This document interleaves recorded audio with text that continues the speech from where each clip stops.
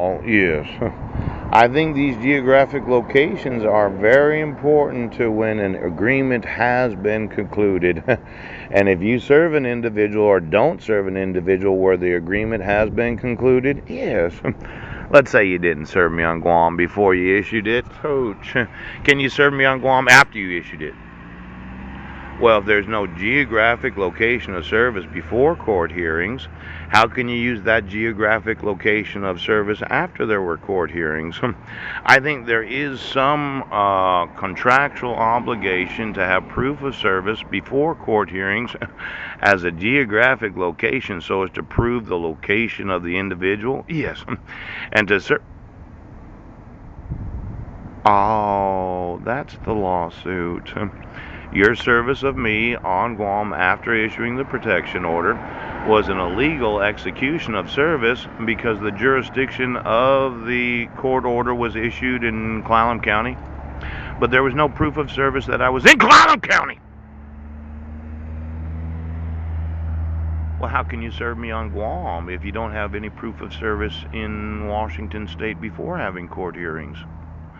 Now, you said, well, we can issue this, and I would say that the geographic location of proof of service before court hearings has a lot to do with the contractual obligations of the court-ordered civil court right now location of the execution of the order.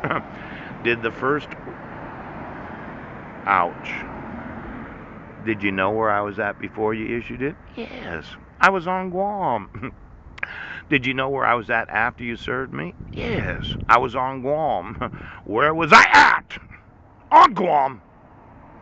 Now I'm going to want you to remove that. Oh, I'm going to want to sue you for having knowledge of the geographic location after you issued it, that there was no notice or opportunity given to myself, and the child abduction and Class B felony kidnapping. Now, somebody's been saying that I've been pirating copyrighted material. Quite often I'll put literature in my emails. Yes, I'll copy and paste something from the Constitution.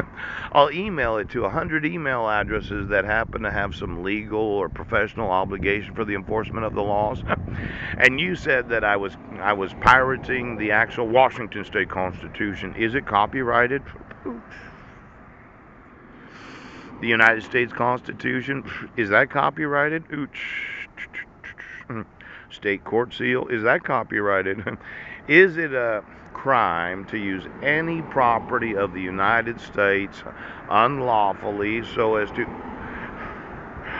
Well, I looked at the state court seal yesterday. Yes, not only a fraud of using the state court seal and paying somebody that's a forgery to sign it. Yes, it's the unlawful use of a copyrighted state court seal. Now, I know you're wanting to get paid today, aren't you? I'm wanting to get paid. Of all the emails that I've sent and all the different copyrighted material that I've used to explain the various laws that are being violated, how many of them have been used in a lawful way so as to not violate copyright? No! Fucker.